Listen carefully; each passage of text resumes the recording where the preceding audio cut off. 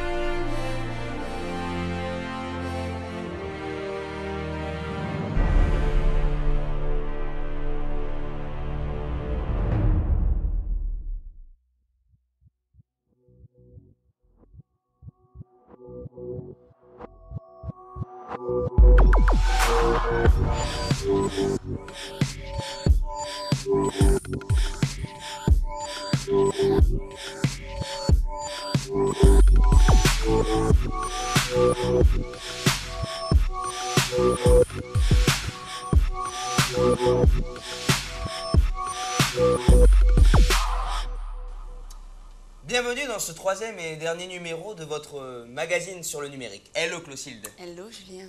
Enfin, salut. Salut. Au sommaire de ce concentré d'émotions technologiques, la mort triste, immuable de notre confrère Demi-Pêche. Il laisse derrière lui une équipe soudée et débridée, qui l'aimait tant. Bref, une équipe qui ne pouvait lui rendre un meilleur hommage que par la volonté de l'oublier plus vite. C'est très bien écrit ça, j'aime Oui. beaucoup. Bref. Parfait. Ouais, J'accueille donc Demi-Prune, sœur de feu Demi-Pêche. On l'applaudit d'une seule main, s'il vous plaît. Alors, Demi-Prune, comment vas-tu? Non, ne me réponds pas. Tu vas te mettre au boulot et tu t'échines. C'est bon ça. Domotique, du latin domoturatum. Merci, Anthony. Qu'est-ce que la domotique? Un mot de tous les diables, semblerait-il, puisque les réalisateurs de ce reportage ne savaient pas ce que c'était avant de tourner leur chef-d'œuvre. Heureusement, ils ont trouvé un monsieur fort sympathique qui savait consulter Wikipédia. C'est une blague, hein. Plus sérieusement, on vous laisse lorgner, ce sujet est plus qu'intéressant. La domotique est un sujet qui est devenu tendance depuis quelques années. Elle est omniprésente dans notre quotidien. Mais qu'est-ce que l'on sait concrètement sur le sujet? Pascal Stéphanie, spécialiste en domotique, répondra à des questions que tout le monde se pose. Est-ce que vous pouvez nous définir la domotique? Est-ce que vous savez ce que c'est? Non. Non, vous savez pas? Vous Non. avez aucune idée? Non. Pas du tout? Non. Non, c'est pas. Non. Moi, je sais pas. Non. Bonne question. Est-ce que vous savez ce que c'est? Non, du tout. Qu'est-ce que la domotique? Eh bien, c'est une science qui apparemment se développe depuis quelques années et qui permet, grâce à l'informatique, d'automatiser pas mal de tâches dans la maison. L'ouverture et fermeture des volets à distance, le déclenchement de la chaudière avant qu'on arrive, les différents réglages, différents contrôles des appareils domestiques et qui peut éventuellement vous transférer des informations sur votre terminal, sur votre portable ou sur votre terminal au bureau. Ça permet de gérer des tâches, d'automatiser des tâches qui sont habituellement gérées par Bobonne quand on est au boulot. Oui, alors là c'est pas mon fort. Je suis encore de la vieille école et sorti de mon portable, le restant, ça fait déjà 2 ans que je suis sur ordinateur à essayer, alors c'est très dur. Donc ça c'est vrai qu'on le sait. Le mot, c'est le mot en fait domotique qui est pas trop. En fait les gens ils savent ce que c'est mais ils l'associent pas forcément à ce mot en fait. C'est un petit peu ça, quoi. On prend la définition de la domotique, c'est l'ensemble des techniques de l'électronique, d'automatisme, l'informatique et les télécommunications qui sont utilisées en fait dans les bâtiments. Donc ça vise à apporter des fonctions de confort, de sécurité, de communication. Maintenant, si on la compare à une voiture, c'est l'exemple que j'aime prendre. On a la climatisation, les vitres électriques, la fermeture centralisée, l'autoradio. Il y a quelques années, c'était des options. Aujourd'hui, c'est pratiquement en série dans toutes les voitures. Et pour autant, on ne le trouve pas encore dans nos maisons. Grâce aux nouvelles technologies, aujourd'hui c'est vrai on est tous équipés, pratiquement tous équipés d'un téléphone portable ou plutôt d'un smartphone, on a tous un PC ou une tablette tactile de plus en plus. Aujourd'hui, grâce à ces nouveaux outils, on n'a plus besoin d'une télécommande ou pire d'en avoir 4-5 sur la table du salon. Aujourd'hui, avec son smartphone, on peut piloter l'ensemble de nos éléments multimédia dans l'habitat, aussi bien la télé, son home cinéma, que les volets, que l'éclairage. Donc tout simplement, au lieu d'avoir 5 télécommandes sur la table, on n'en a plus qu'une seule. Aujourd'hui, on en a tous un, donc je pense que voilà, c'est aussi un attrait de la domotique. Si vous étiez ingénieur, qu'est-ce que vous aimeriez inventer pour que ça vous facilite le quotidien dans votre maison?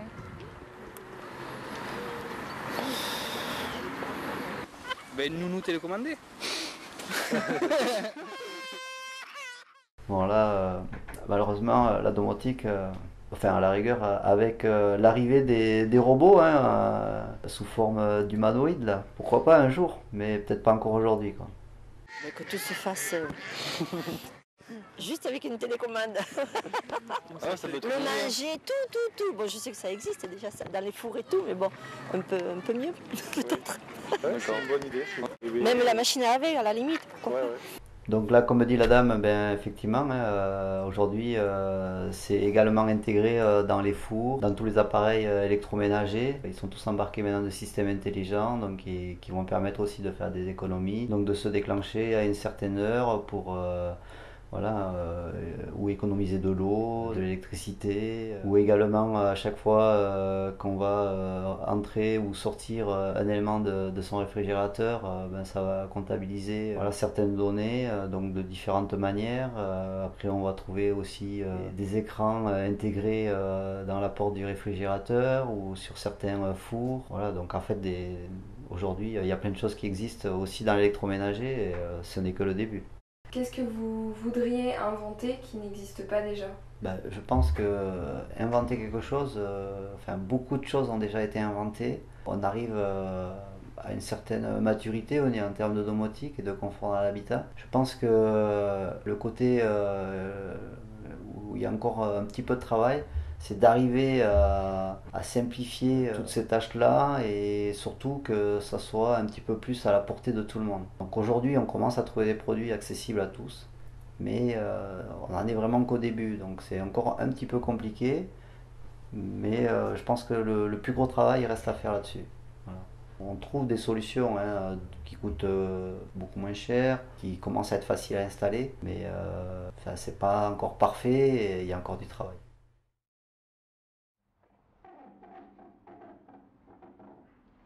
Donc la pauvre mamie là, qui ouvre son portail métallique, donc, qui pèse en plus assez lourd a priori, un petit automatisme lui permettrait d'ouvrir son portail sans forcer, tout seul. Et exactement pareil pour sa porte de garage que le lève là, qui pèse aussi relativement lourd. Avec un automatisme exactement pareil, elle pourrait donc agir sur sa porte dessus sans forcer. Pour ces volets abattants, donc en bois, pareil, il existe des solutions de toute façon pour tout type de volets.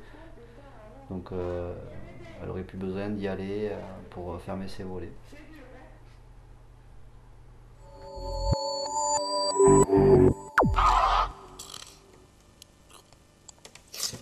Clotilde, après ce petit aparté sur la domotique, qu'est-ce que votre chronique a à nous livrer? Bien, figurez-vous, Julien, que je n'ai rien préparé. De toute façon, c'est un sujet peu commun qui, je pense, n'intéresse personne. Ah, vous êtes comme ça, vous? Oui, je suis comme ça. Eh bien, faisons comme ça. Continuons gaiement avec un sujet qui touche l'ensemble des personnes, un sujet qui reflète l'humanité dans son ensemble, qui nous pénètre à fleur de peau. Regarde-moi ce bouffon, quoi. Aucun style. Ouais, en plus il marche comme un pingouin dans son générique, là. Genre, il a voulu faire comme nous, moins bien, quoi. Voilà, c'est ça, le talent en moins. Tu trouves pas qu'il fait gay un peu? Mais si, il est gay comme un phoque, ce type. Carrément. Connard! Un frisson vous parcourt le long du corps lorsque vous passez devant votre télé. Vous êtes peut-être atteint d'une certaine maladie que je vous propose de découvrir. Un sujet pas drôle de nos amis SRC.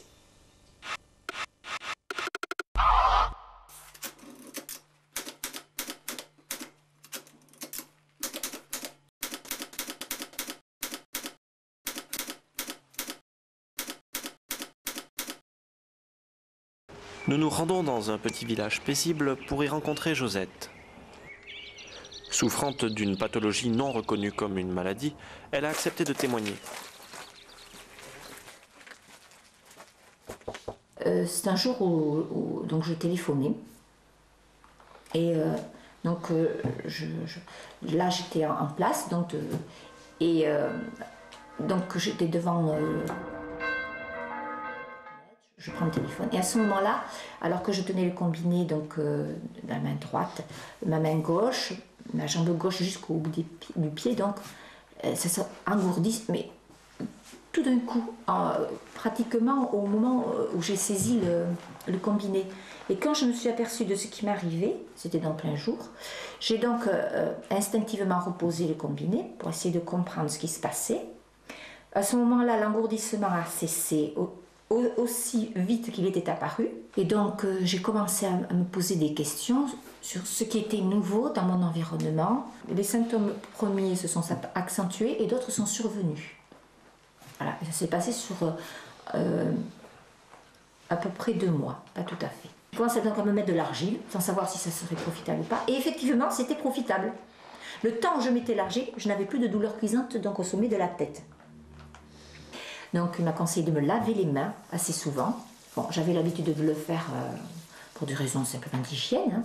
Hein. Voilà. Il m'a conseillé aussi au petit matin en me levant de marcher dans l'herbe mouillée, à la rosée du matin, pour évidemment me décharger, des choses toutes simples. Les 2 docteurs en question m'ont surtout déconseillé de porter des bijoux métalliques.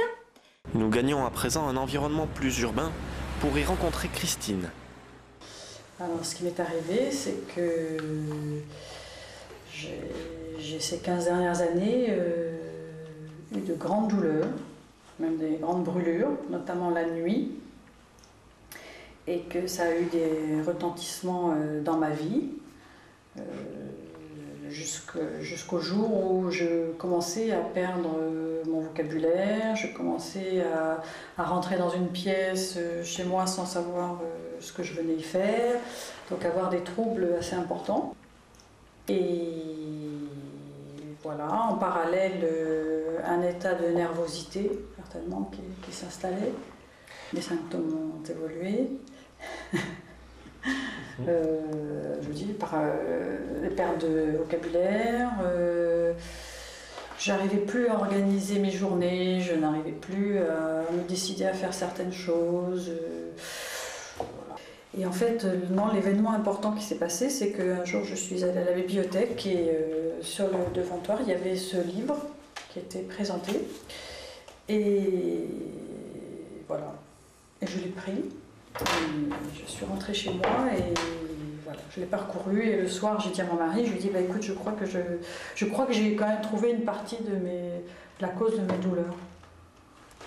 Parce que dans ce livre, il mentionne des problèmes qui peuvent être liés au centre-ville, qui peuvent être liés à des problèmes environnementaux et donc la question qui peut se poser c'est celle de déménager. Sur le plan social, on peut se retrouver en rupture avec nos proches. Alors bon, c'est vrai que moi j'ai eu beaucoup de chance, c'est que mon mari a toujours cru en mes douleurs. Il y a des personnes aujourd'hui qui vont dormir dans des lieux retirés pour éviter tous ces problèmes environnementaux et qui se retrouvent très isolés. Hein.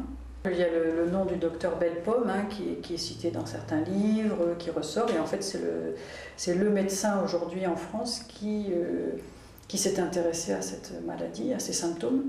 Et donc lui, il a mis au point un scanner, un électroscan, qui met en évidence des souffrances dans le cerveau. De retour à la campagne. Alors, il se trouve que j'ai une connaissance qui fréquente dans son milieu de travail une personne qui a eu des soucis plus graves que les miens, puisque c'est allé même jusqu'à un divorce, que le mari s'est demandé s'il n'avait pas quelques soucis psychiatriques. Après un changement de département. Voilà, ben là c'est un mesureur de champ et voilà, et plus particulièrement des dans le domaine des gigahertz. Voilà, qui sont donc les fréquences qui sont concernées par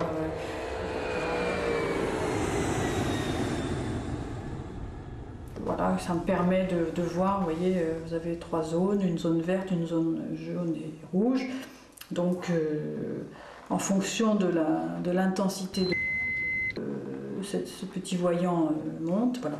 Quand on est dans le rouge, c'est très dangereux pour la santé. Mais peut-être vous demandez-vous, de quelle pathologie parlons-nous? Un mesureur de champ électromagnétique. L'ordinateur. Les ondes, des micro-ondes.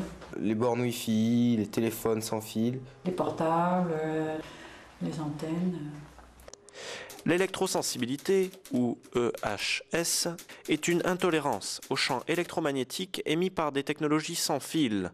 En France, la mairie de Courbevoie a fait enlever le Wi-Fi de tous les établissements scolaires de la commune. En Angleterre, l'EHS est reconnu comme une maladie. Allons-nous devoir renoncer à nos technologies actuelles? Un reportage poignant et électrique. Pour en parler, nous avions dès le départ invité une personne victime de ces troubles. Malheureusement, il n'en sera rien de sa présence, puisqu'à peine arrivé sur le plateau, notre invité est malheureusement décédé. On l'a perdu, il s'est grillé. Je vous propose de découvrir sans attendre les images de ce décès. Âme sensible, s'abstenir. Et donc, nous voilà au studio. Mais au fait, vous êtes vraiment atteint d'électro-hypersensibilité là ou... Ah oui, oui, tout à fait. D'accord, mais au fait, comment là pour détecter que vous êtes en danger? Eh bien, c'est très simple, je porte toujours des pop-corns sur moi. Du pop-corn. J'attends de voir s'ils éclatent. D'accord, ok, bon, on va visiter le studio là, après vous. Merci.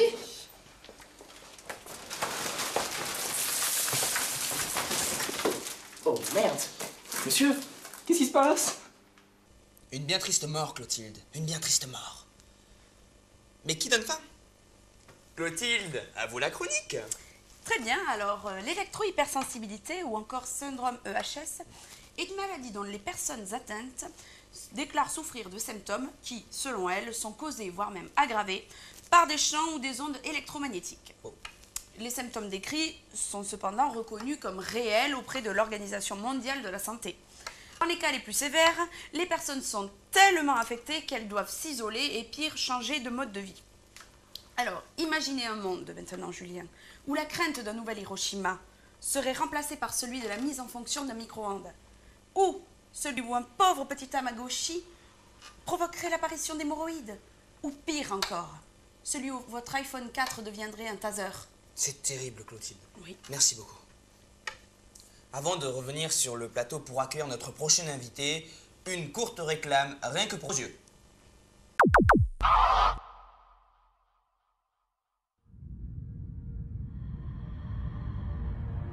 Attention, il est là. Personne ne l'attendait. Il va venir colorer votre vie même s'il est blanc. Découvrez le Media Shirt. En coton synthétique entrelacé 720p. Avec de vrais morceaux de shirt à l'intérieur. Le seul shirt totalement made in France. Ah non, c'est pas ça? Chut. Absolument imperméable. Enfin, presque. Et pour l'achat de 2 Media Shirts, une magnifique Mediacord vous sera délivrée. Et qu'est-ce que vous pouvez faire avec? Attendre le bus, attraper un taxi, faire du rappel, rattraper quelqu'un, faire du rappel.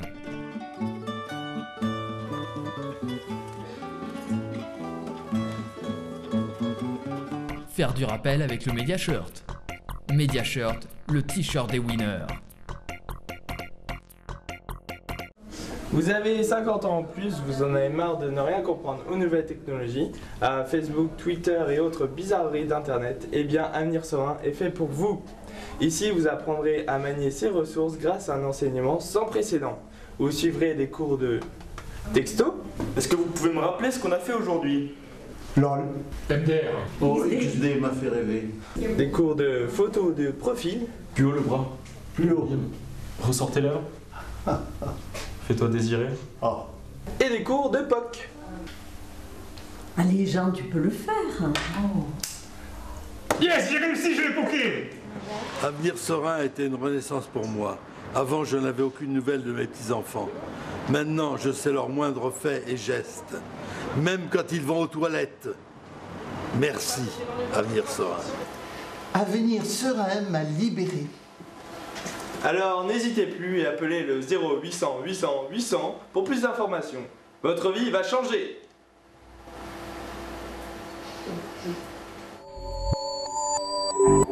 Merci. Avenir Serein.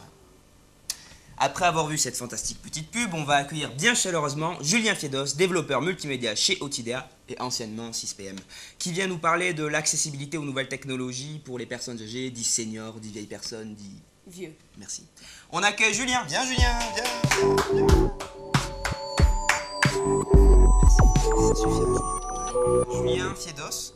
Bonjour. On rappelle qui tu es. Tu travailles chez Otidea, tu es développeur multimédia et tu es issu de la formation 6PM. Oui. Très très bonne formation, je tiens à le noter. Oui, bien sûr. Donc on voulait te poser quelques questions. On va donc commencer. Pourquoi tu as choisi ce domaine d'activité qu'est le multimédia? Est-ce que c'est par rapport au fait que ce soit un domaine rentable, lucratif?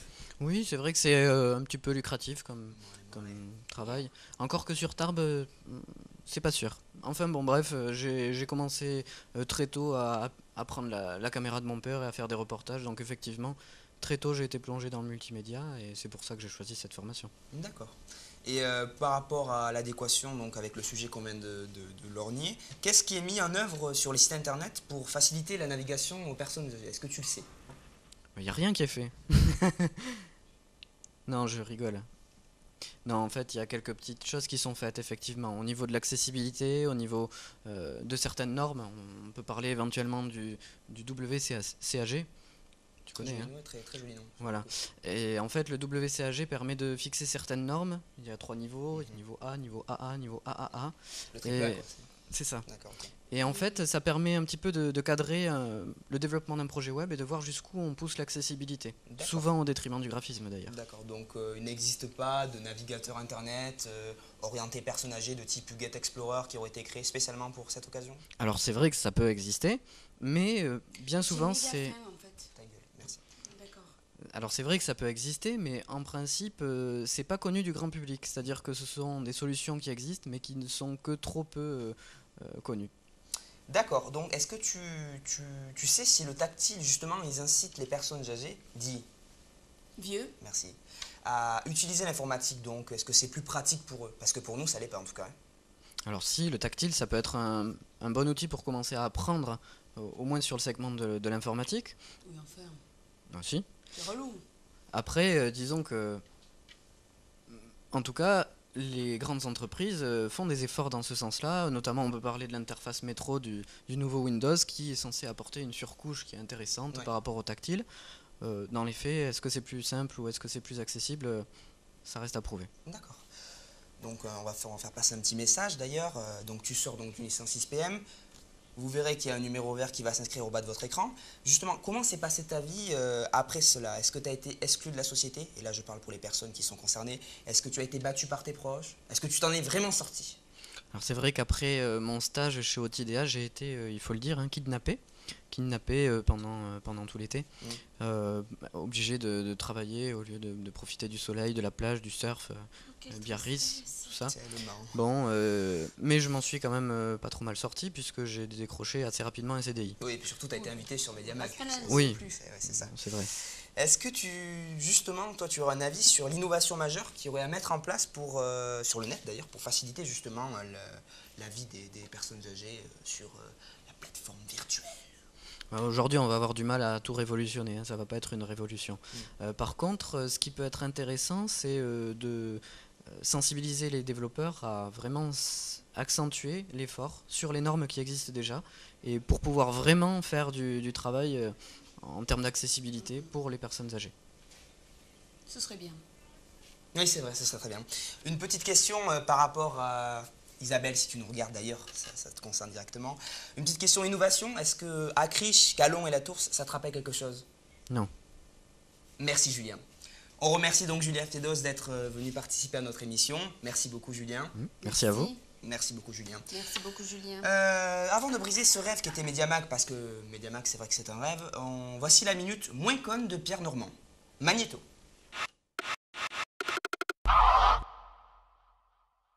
La minute de Pierre Normand. Aujourd'hui, Pierre Normand nous explique comment calculer la puissance électrique. Bonjour Pierre. Comment on fait pour calculer la puissance électrique? La puissance électrique. Attends, il est 3h de l'après-midi et tu me parles de la puissance électrique.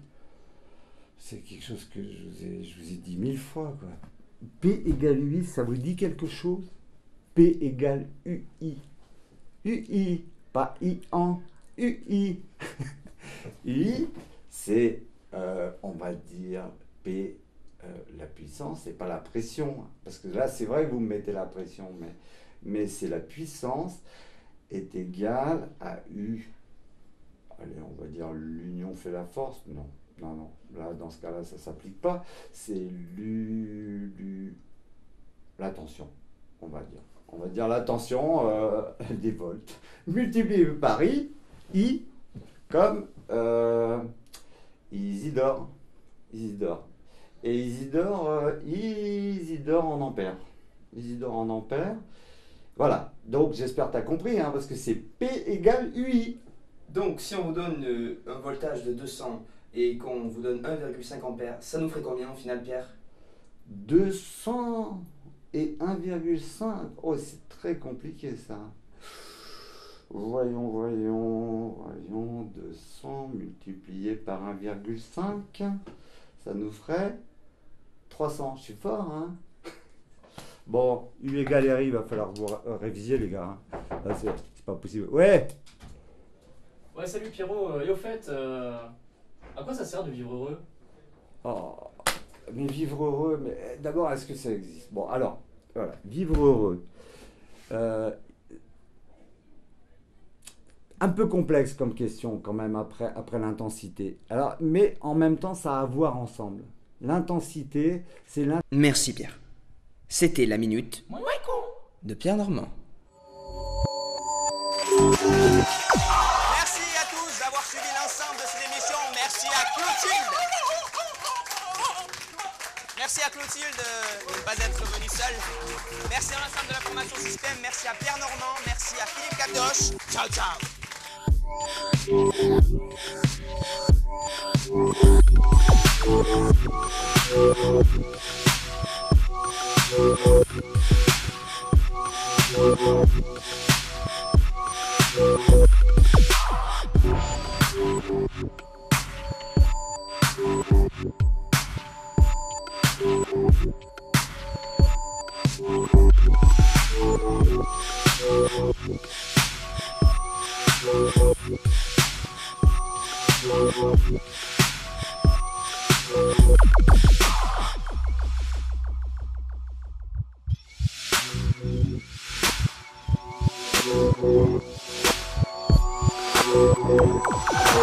Thank you.